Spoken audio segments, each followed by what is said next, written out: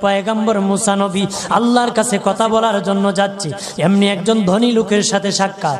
ধনী কয়, মুসা রে, ও মুসা, আমার এত ধন হিসাব রাখতে পারি না, আল্লাহরে জিগাইবানি কি করলে আমার ধন কমবে? মুসা নবী কয়, ঠিক আছে জিগাইব।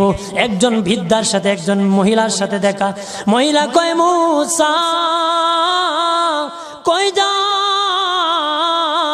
কই যাও রে মুসা? মুসা নবী কয়, তোর পাহাড়ে যাব, আল্লাহর সাথে কথা বল। মুসা রে, আল্লাহরে জিগাইবানি, আমি গরিব মানুষ, আমি ভালো কিছু কিনতে পারি না, ছেলে মেয়েকে ভালো কিছু খাওয়াইতে পারি না, ভাঙ্গা ঘর, এত গরিব, ভালো করে ঘর বানাইতে পারি না, আল্লাহরে জিগাইবানি কি করলে আমার উন্নতি হবে, ধনী হব, টাকা পয়সা হবে, আল্লাহরে জিগাইবানি। আল্লাহ মুসা নবী কয়, ঠিক আছে, আল্লাহরে জিগাইব, তুমি কেমনে ধনী হইবা?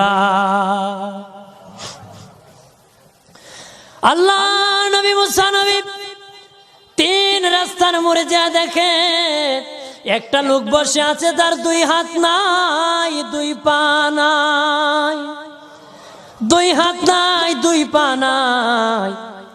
ওই লোক ডাক দিয়া কয়, মুসা রে, জীবনে কোনোদিন নিজে হাঁটতে পারি নাই, নিজ হাতে খেতে পারি নাই, কেউ খাওয়াইলে খাই, নতুবা উপবাস থাকি, বৃষ্টি আসলে ভিজি, সেখানে আমি আবার শুকাই।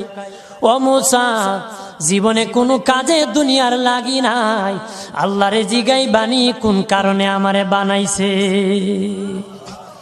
আল্লাহ কয়, জিগাই মনে। মুসা নবী কয়, আল্লাহ রে, তোর পাহাড়ে মুসা নবী, মুসা ছিল কালিমুল্লাহ, কথা বলার প্রেম ছিল, কথা বলতো, কথা বলার প্রেম ছিল। কথা বলতে বলতে শেষ দিকে আল্লাহ গো, আসার সময় তিনটা লোক আমার কাছে প্রশ্ন করেছে। একজন লোক হলো ধনী, কিভাবে তার ধন কমবে?